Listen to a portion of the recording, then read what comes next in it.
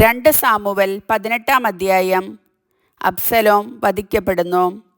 ദാവീദ് കൂടെയുള്ളവരെ ഗണം തിരിച്ച് അവർക്ക് സഹസ്രാധിപന്മാരെയും ശതാധിപന്മാരെയും നിയമിച്ചു.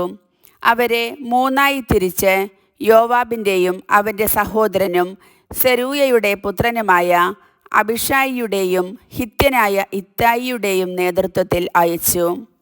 ഞാനും നിങ്ങളോട് കൂടെ വരും എന്ന് രാജാവ് അനുചരന്മാരോട് പറഞ്ഞു. അവർ പറഞ്ഞു, അങ്ങ് ഞങ്ങളോട് കൂടെ വരരുത്. ഞങ്ങൾ തോറ്റോടിയാൽ ശത്രുക്കൾ അത് ഗണ്യമാക്കുകയില്ല. ഞങ്ങളിൽ പകുതി പേർ മരിച്ചാലും അവർ കാര്യമാക്കുകയില്ല. അങ്ങ് ഞങ്ങളിൽ 10,000 പേർക്ക് തുല്യനത്രേ.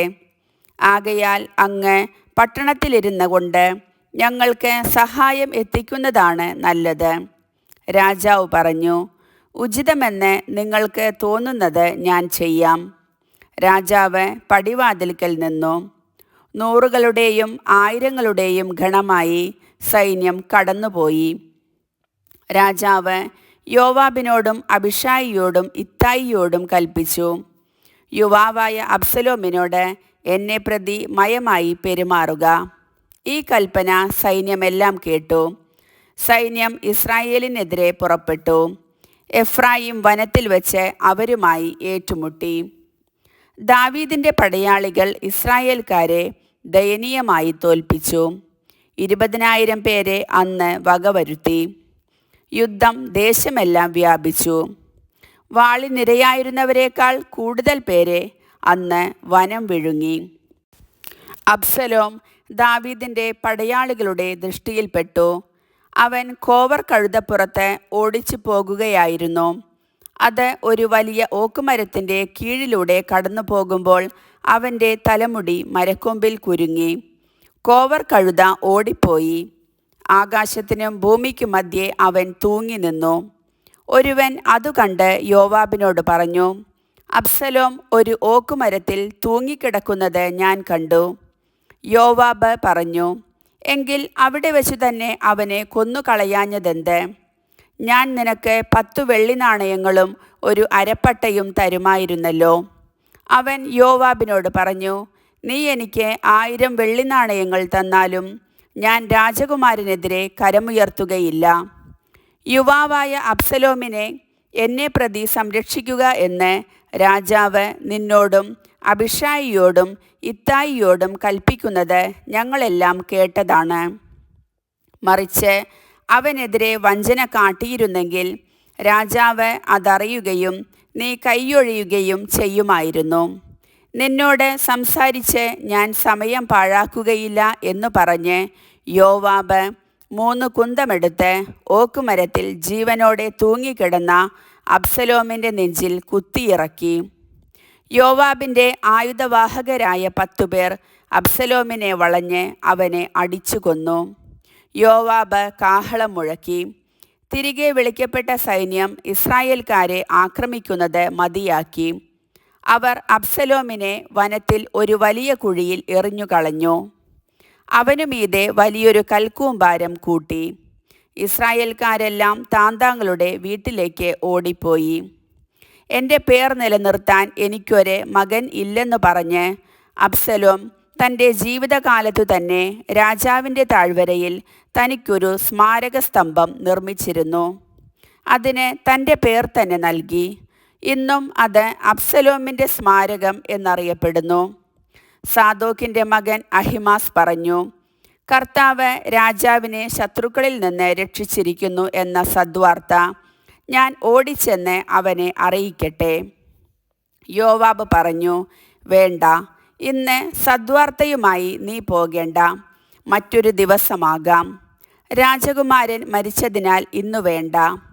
പിന്നെ യോവാബ് കുഷ്യനോട് പറഞ്ഞു, നീ കണ്ടതു ചെന്ന് രാജാവിനോട് പറയുക.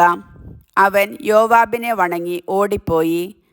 സാദോക്കിൻ്റെ മകൻ അഹിമാസ് യോവാബിനെ വീണ്ടും നിർബന്ധിച്ചു, എന്തും വരട്ടെ, കുഷ്യൻ്റെ പിന്നാലെ ഓടിപ്പോയി ഈ വാർത്ത ഞാനും അറിയിക്കട്ടെ.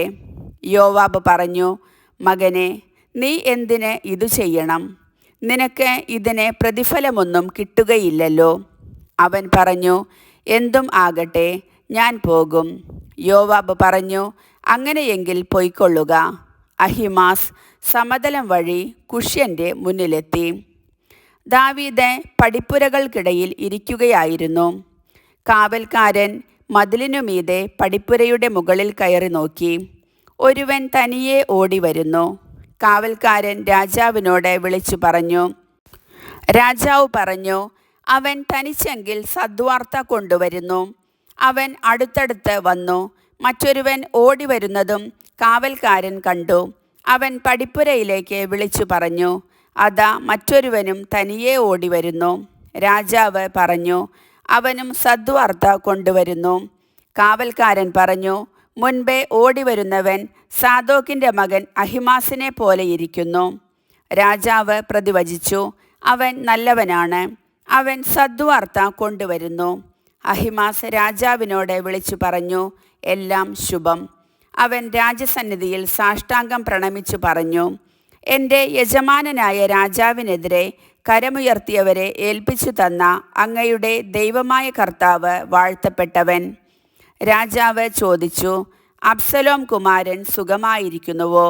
അഹിമാസ് പറഞ്ഞു, യോവാബ് എന്നെ അയക്കുമ്പോൾ വലിയൊരു ബഹളം കണ്ടു, എന്നാൽ അതെന്തെന്ന് എനിക്കറിയില്ല. രാജാവ് പറഞ്ഞു, നീ അങ്ങോട്ട് മാറി നിൽക്കുക. അവൻ മാറി നിന്നു.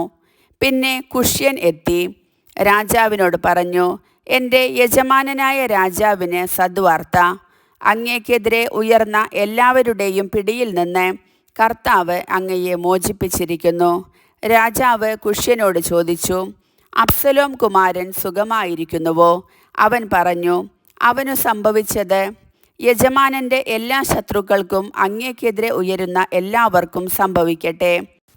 രാജാവ് വികാരാധീനനായി പടിപ്പുരമുകളിൽ കയറി വിലപിച്ചു. പോയ വഴി അവൻ പറഞ്ഞു, എൻ്റെ മകനെ അബ്സലോമേ, എൻ്റെ മകനെ, എൻ്റെ മകനെ അബ്സലോമേ, നിനക്കു പകരം ഞാൻ മരിച്ചിരുന്നെങ്കിൽ, എൻ്റെ മകനെ അബ്സലോമേ, എൻ്റെ മകനെ. കർത്താവിൻ്റെ വചനം.